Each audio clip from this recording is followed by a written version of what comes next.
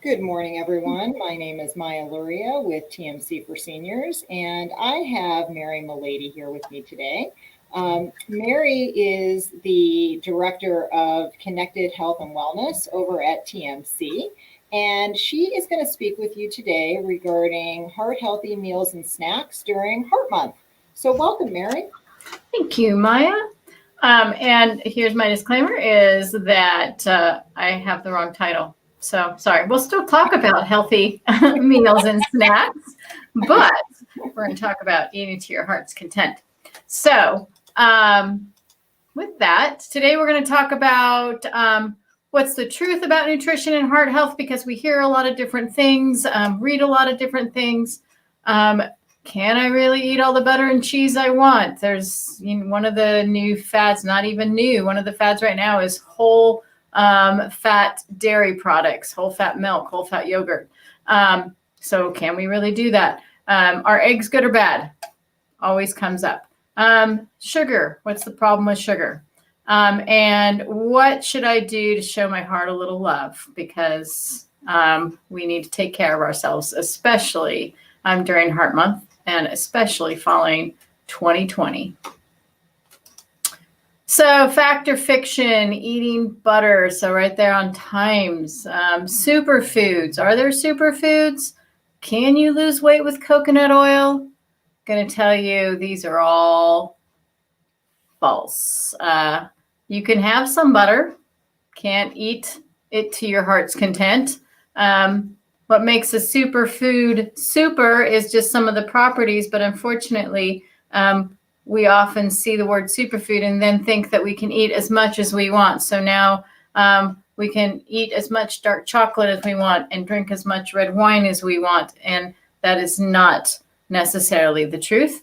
And you can definitely you should not be eating coconut oil if that as a way of losing weight.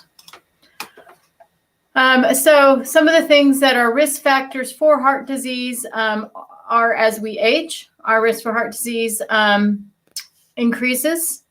Unfortunately, being male increases our risk for heart disease. And based on your family history, do you have a predisposition to high cholesterol or high blood pressure based on what's happened in your family, or based on ethnicity, things like that? These are things we can't control, unfortunately. We can't choose our family. We can't choose that we don't age anymore. So those are out of our control. And from an overall wellness perspective, those are things we should not focus on, because if we can't control it, we shouldn't worry about it.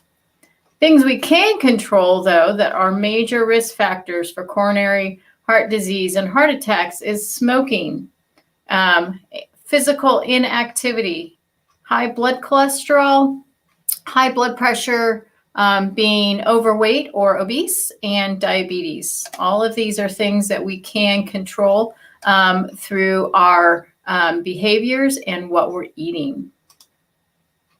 So taking control of what we have control over. If you smoke, get help to quit. We know that quitting smoking reduces our risk for heart disease significantly.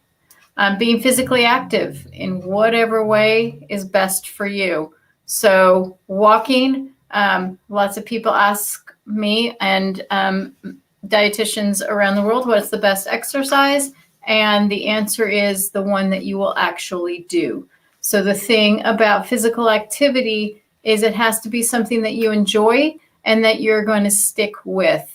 So you have to know yourself a little bit here. And that means, are you one that needs to be with people to do and be motivated to stay active?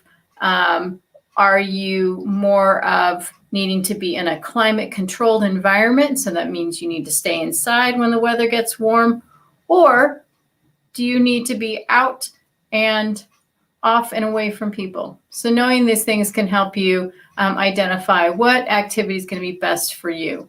Anything is better than nothing. Always keep that in your head. So if you only have 10 minutes to go for a quick walk, if you are only doing some band exercises or some other type of cardio for a couple minutes during commercial breaks, something is better than nothing. All right.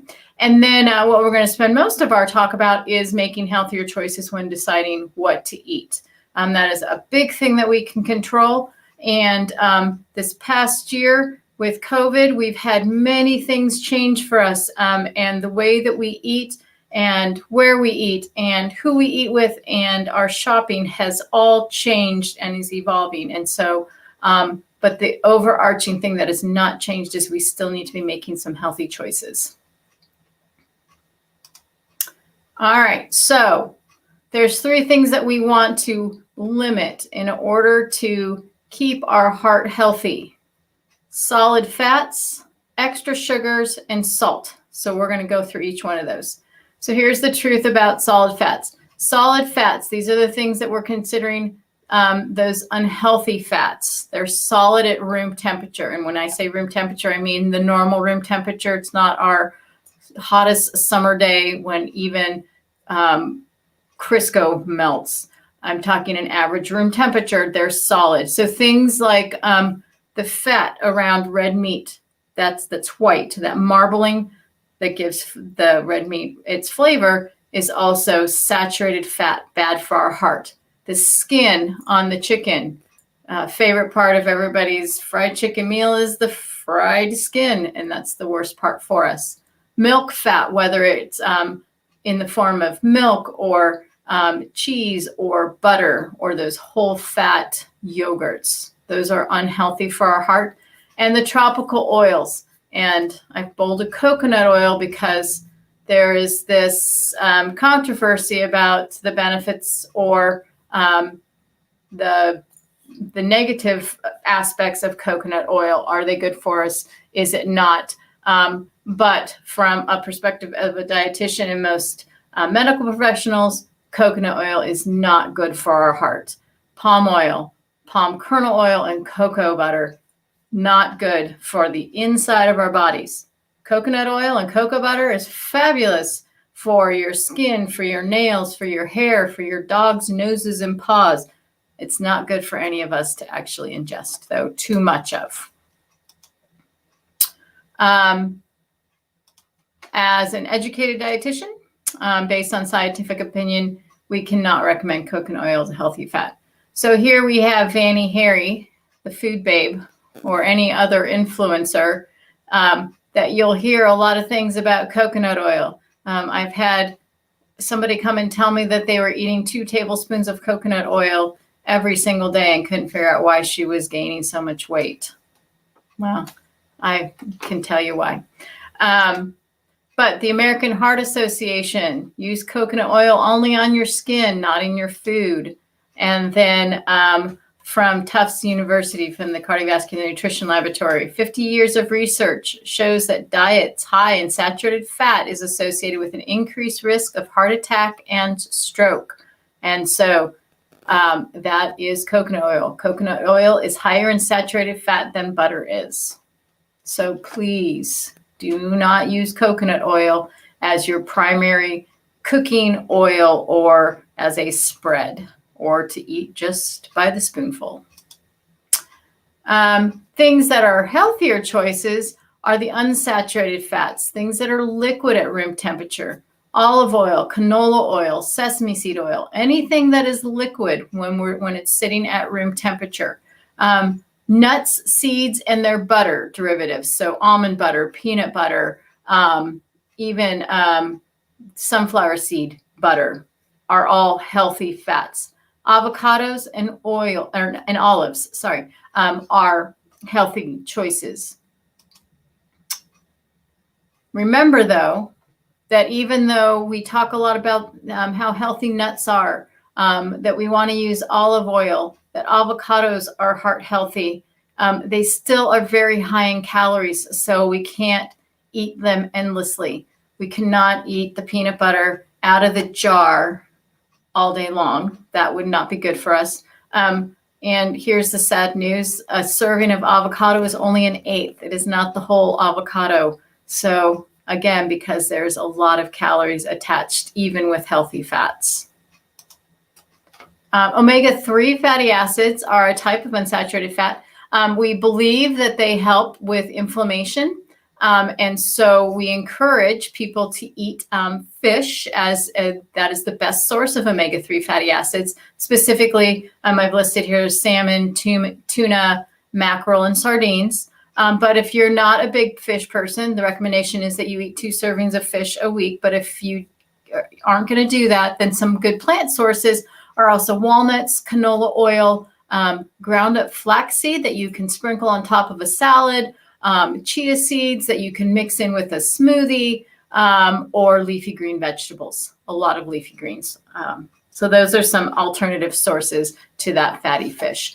We do prefer that you're getting your omega-3 fatty acids from a whole plant or whole food source rather than a supplement. Many studies have shown that there isn't quite as, it doesn't have quite the same effect on our bodies if we're getting it from the supplement as when we get it from the food source. We're not really sure as to why that is, but there might be some other factors involved in the actual food that makes that omega-3 more available to our bodies to use.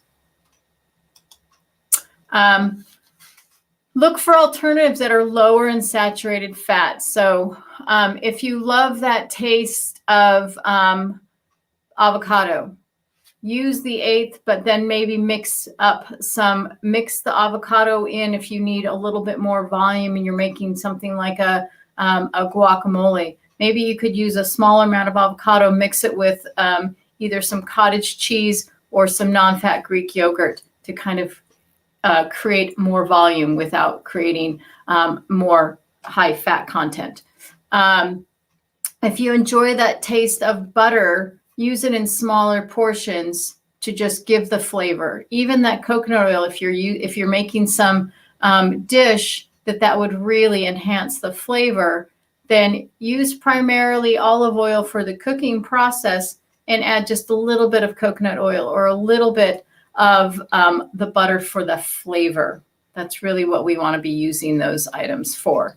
The other thing to think about is cheese. We add cheese kind of to everything. It's the thing we do. We have cheese burgers. We have cheese on our sandwiches. We put cheese in burritos. We put cheese on a lot of things that we may or may not never even know it's there. If you're thinking about a burrito, if you take the cheese out, chances are you're never going to know that there's not cheese in there. Same thing on a sandwich. If you have filled that sandwich with other healthy vegetables and some healthy other proteins, that cheese doesn't need to be there. It's just an added calorie and source of fat. So think about that, where you can take out some of those higher fat, higher calorie things that you may not notice that it's missing. What about eggs? So for the longest time, we thought that eggs led to high, that when we ate foods high in cholesterol, that increased our blood cholesterol. We now know that's not true. We now know that it's the saturated fats in food that increases our cholesterol. So the coconut oils, the whole dairy, whole fat dairy, cheese, things like that, that is what increases our cholesterol. It's not the shrimp and the egg yolks necessarily. Okay. So experts, that's why it's in a big heart. I hope this helps you all and gives you all something to cheer about today. Experts agree that an egg a day can be part of a heart healthy diet. So whether that's as a hard boiled egg or as a scrambled egg, again, we probably don't want you slapping down 2 tablespoons of butter and frying your egg in that, because as we've noted on the previous slides, that butter is high in saturated fat, and that's not what we want to add to our egg. Egg is high in protein, and so I want to encourage that, but that one a day.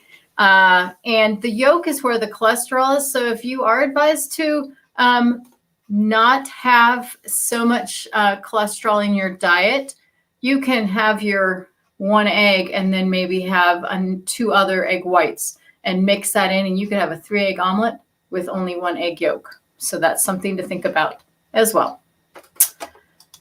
All right, added sugars. Sugar seems to be a problem for most of us, me included. But added sugars leads to higher cholesterol, which is linked to heart disease. Added sugar is linked to weight gain, which is linked to chronic diseases and stresses our heart.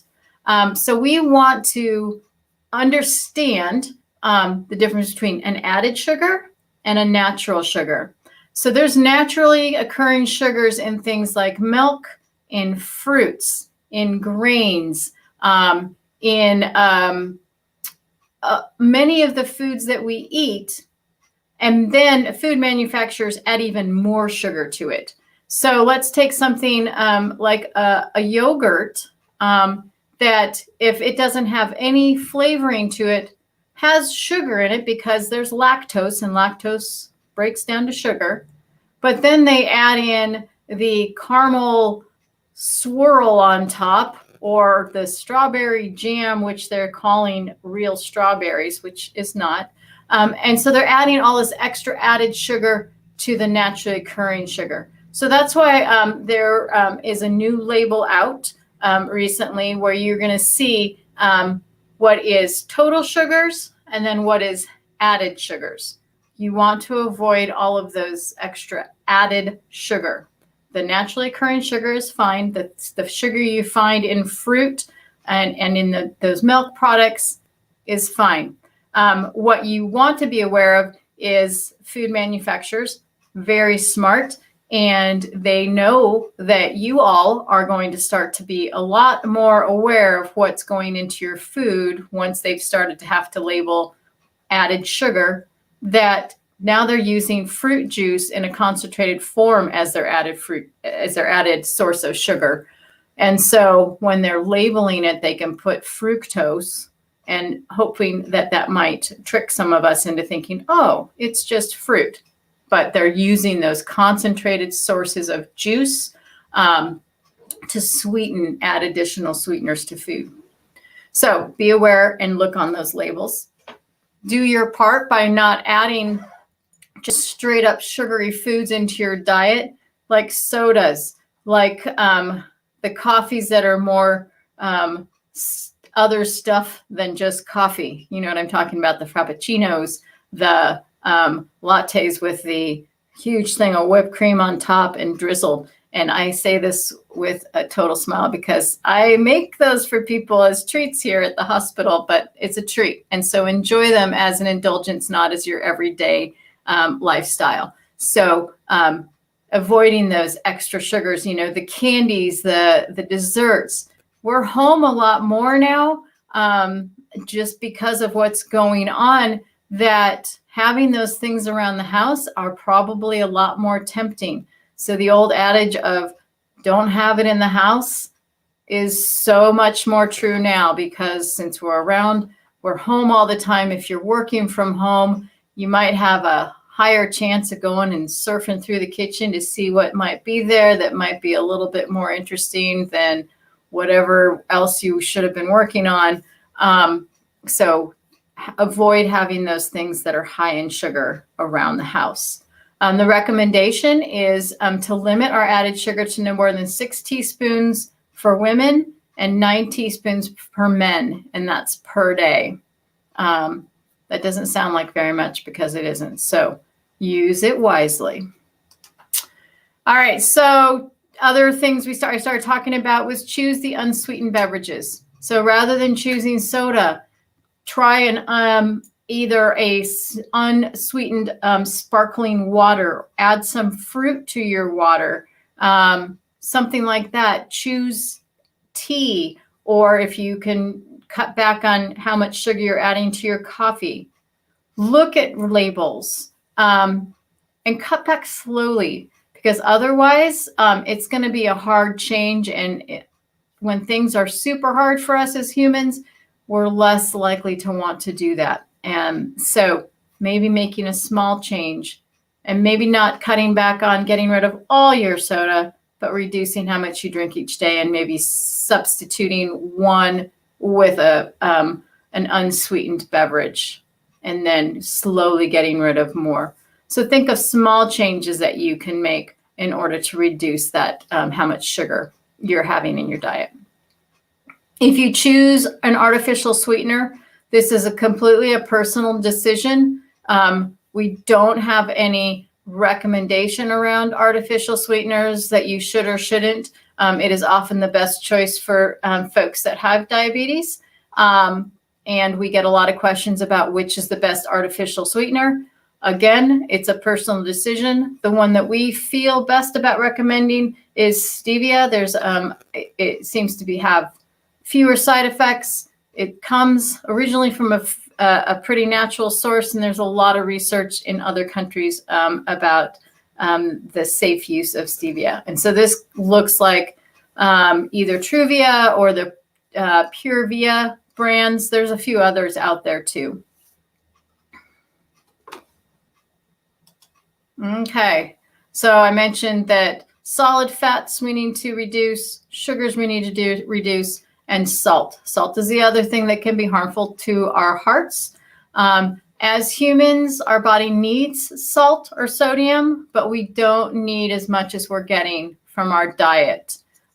Daily recommendations for adequate sodium intake is that 1,200 to 1,500 milligrams per day. The upper limit is the 2,300 milligrams per day. On average, and this is average, taking into account those folks that really watch how much salt they use and those that don't, our average intake for US adults is 3,400 milligrams per day. And why is that? Because we eat a lot of processed foods that have salt on the top. Think about crackers. Think about, even if you're eating whole grain crackers, there's still salt on top of most of those. Think about all the sauces that you use, from like a soy sauce that you might be using on some meal, all the way to even things like a lot of the salad dressings or things of that nature. And then add to that, think about fast foods and restaurant foods, and think about the instant foods as well, and the ready to eat kind of things that we grab. So the reason I put asterisks by this fast food and this restaurant food is because that's probably changed for a lot of folks in the past year. You're not eating out as much. Perhaps maybe you've swapped and stopped eating out at restaurants, and now you're eating more fast food because you can drive through, you can grab it. Or maybe you found the beauty of Grubhub or Uber Eats, something like that. Which when I found out about that, I thought, whoa, why haven't I used that? Well, I know why I don't use that, because it's leading to bad habits of, getting foods that I really don't need. So thinking about where are all these sources of sodium coming from in your diet? Maybe you're not eating out at restaurants anymore, so you don't have to worry about those sauces that you're not preparing yourself at home. But now have you transitioned to, are you getting more fast food or things delivered to your home that you're not sure about? You don't have as much control over the ingredients. Or have you started purchasing or, having food delivered to you that is more convenient because you're getting sort of tired of your cooking, right? I'm getting so tired of my own cooking. I feel like I make the same thing every third day. So somebody says, let's get something different, I'm all for that. But then you have to think through, okay, what does that look like? Is this food coming to me that I'm not preparing? Does it probably have a lot more salt because I'm not controlling what's going into that? Is it using meats that are high in sodium? Is it higher in fats that I wouldn't normally use? So think through where those added sources of salt are. Some easy things to do. Think about canned products, generally higher in salt. So if you're using soups, very high in salt, and it's cold these last few days, it seems like perfect soup weather. But can you make something fairly easily at home? Yep, you can. Are you using canned vegetables because you're trying not to go to the grocery store as much? And so having fresh vegetables all the time isn't quite as realistic right now. So if you're using canned vegetables, try to get the low sodium or no salt added if that's an option. If you can rinse them before you use them, that also helps to get off some of the sodium. What kind of meats are you choosing? Are you choosing cured meats or lunch meats, as I've listed on here? Those are all very high in salt. So what can you do instead? Can you cook some extra chicken the night before and slice it up to use for sandwiches the next day? So now you're having sliced chicken, but it's without all the extra salt that a lunch meat might provide. Just things to think about there. So eat fewer processed foods. Eat home more often. It's not a big problem right now. Eat more whole grains, because we know that those processed breads, rices, and pasta have more sodium in them. Read your labels. And of course, eat more fruits and vegetables. And we know also that you can't always have fresh. And so when you're looking to reduce your trips to the grocery store, have things that are a little bit more on hand for you. Frozen is another option that we would encourage before we started to encourage canned. Okay. So we're actually telling you to eat more of these fresh fruits and vegetables, or the frozen ones, because they're high in fiber. They're a good source of vitamins and vitamin C, potassium. So a lot of the vitamins and minerals and of the phytonutrients that are so healthy for our heart. Other things that we can control is our alcohol intake. So if you choose to drink alcohol, do so in moderation. We, read a lot of studies that red wine is good for us, that beer is good for us. I even read a study that said tequila is good for us. I'm not really sure how that's happening. I think because you drink tequila and then you don't remember and you're less stressed. I don't know. There wasn't any good research behind why tequila was good for your heart. But despite what all that stuff says and whatever we read, if you don't drink currently, don't start drinking. It's not healthier for your heart to drink. But if you're going to drink responsibly. And they're trying to point to the red wine and some of specific beers that might be a little bit more beneficial.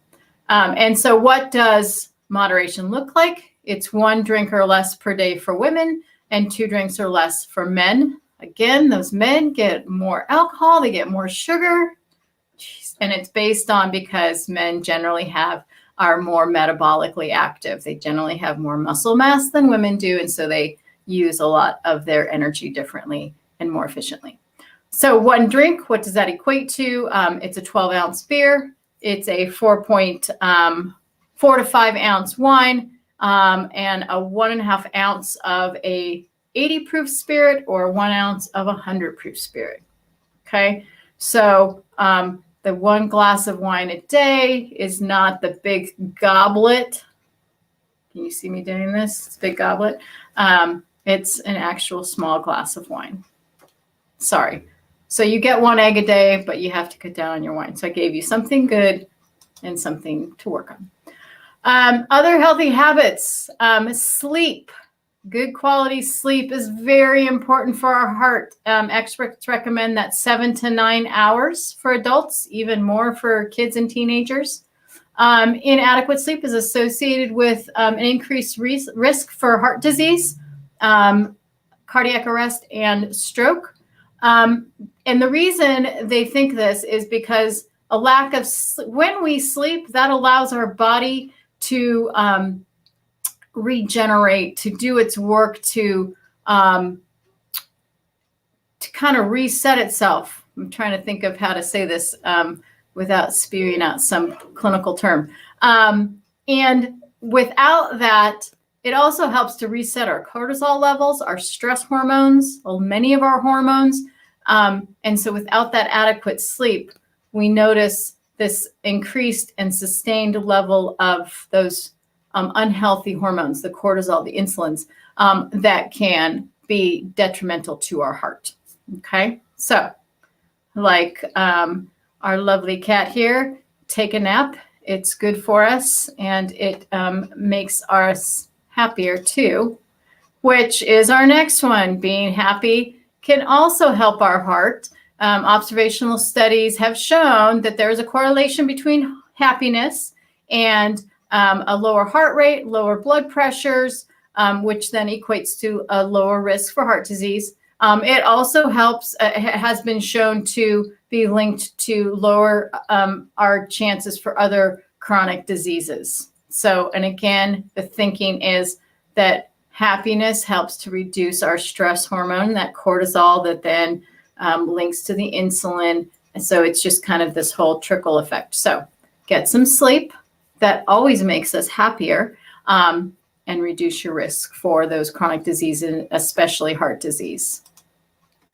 And then the final thing is that expressing gratitude can help us feel a little better about things. So it reduces our stress. Again, this is the big thing, reducing our stress. Saying it out loud and writing it in a journal helps keep it in the front of our mind, because we can say that we're thankful for things, but until we actually write it or speak it, it doesn't become as much of a reality that then translates into this calming effect that it can bring. Feelings of gratitude can improve our mood as well. So if you're in a place where I think I just had a meeting and I know I said at least once that I am so over 2020, I'm just over it. So if you're in that mood, then maybe we need to start focusing on 2021, what you can be grateful for each and every day. We're not quite back to normal. We don't know what new normal will look like, but maybe our new normal should be that we say thank you and that we're grateful for things around us as they are today. So think about maybe adding that in every morning or at the end of your day. What was good about today? What are you thankful for today, to kind of set you off in the right direction or close out your day with a good feeling? And it may help you sleep better. I don't know if any of you have the monkey mind, where you kind of think about things that went wrong the day, or that you didn't get done, or that you still, haven't quite resolved. If we can journal it out and see what was good about our day, that brings us a little bit sense of peace and will help us sleep a little bit better. All righty. So what questions do you have? So actually, Mary, I've got a couple of questions that have come in, and so that was great. So one of the questions was actually about extra virgin olive oil as opposed to just what's the difference between extra virgin and virgin? It's in the pressing and the creation of the olive oil. It doesn't have anything to do with the nutritional value of the olive oil. So that's more. So there isn't a recommendation then that you would give for one over the other? I think that we would, so I'm not an olive oil expert, but Lori, my former counterpart, was a big olive oil expert. She would always recommend the extra virgin just because it's tends to be, there's fewer deviations and less contaminated with other types of oil. Okay, thank you. Okay. And then I had a question about walnuts. How many walnuts would you need to receive your omega-3s, your needed omega-3s? So the recommended serving of walnuts or any nut is 1/4 cup per day. Okay. So that's what you want to stick with. Okay. So about how many do you think that would be in a 1/4 cup? Would we be looking at?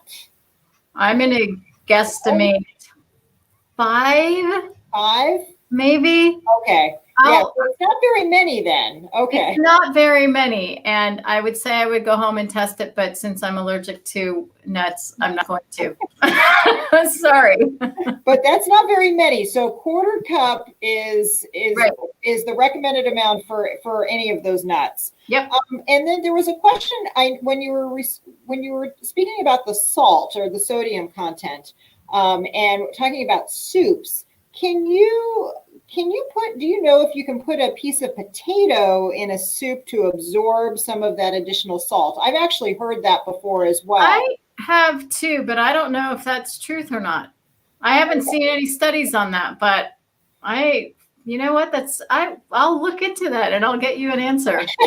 Yeah, because I know that I have heard that too through my cooking channels before. Mm-hmm. You know, that is a way to absorb some of those. So right. yeah. So I you know, interesting, because I don't know that I've seen anything as well on that.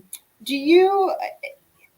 I had a question yesterday, and I thought maybe you could help weigh in on it. We were talking about heart health, and obviously we were discussing how potatoes in general, it's better to usually go with a sweet potato as opposed to maybe a white baked potato. But if somebody really likes snacks and they enjoy sort of that salty, crunchy taste, are baked potato chips okay as compared to a regular potato chip? I would say it's a better option. You're still with the baked ones, you're probably gonna have, in general, when you alter a cooking process, that's what a normal food would go through. So to make potato chips or most any kind of chip, you're gonna fry it, right? So if you're taking out that process, what normally happens is they substitute something else in there. So I can guarantee that many of those baked chips probably have a lot more salt and or sugar added to them. But if your big concern is the fat, then yes, that's a healthier option. So you just kind of need to read the labels and kind of weigh the nutritionals. You know, a really good option if you're looking for something that crunchy and sort of salty, and you want to have control over that, is a baked tortilla chip. You can get the corn tortillas at the store, chop them up, toss them with a little bit of olive oil, or you don't have to, and you can sprinkle whatever flavoring you want on there. And it doesn't even have to be a salt flavoring. It could be a lime salt on there, or it could be, pepper, and bake them in the oven. And then you have a no fat, if you don't use any of the olive oil, but a very low fat, crispy chip.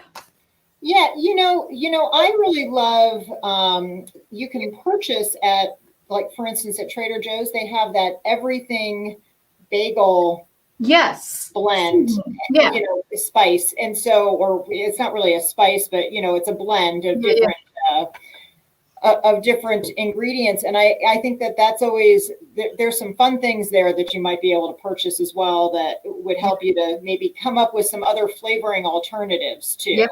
Absolutely. Okay, good. Perfect. Those were all the questions I had today, and I thank you for being here. We do have a couple more presentations coming up next week that I just want to let everyone know. We have simple exercises to keep your heart strong, and that will be with our cardiac rehab. So we're excited about that, and that is coming up on Wednesday, February 24th at 10 a.m. And then on Thursday, we've got another special treat. We are going to have a Whip It Up cooking club. And Chef Donna Norden is going to show us how you can make some simple, heart-healthy meals using rotisserie chicken that you could go out and purchase. So I think that'll be fun. That'll be something different that we haven't done before. So I hope that you'll join us for that. And that's going to happen on Thursday, February 25th at 11 a.m. So we hope to see everyone then. And, we'll see you as we continue to move on through our Heart Month. So thank you for being here today, Mary. Thank you.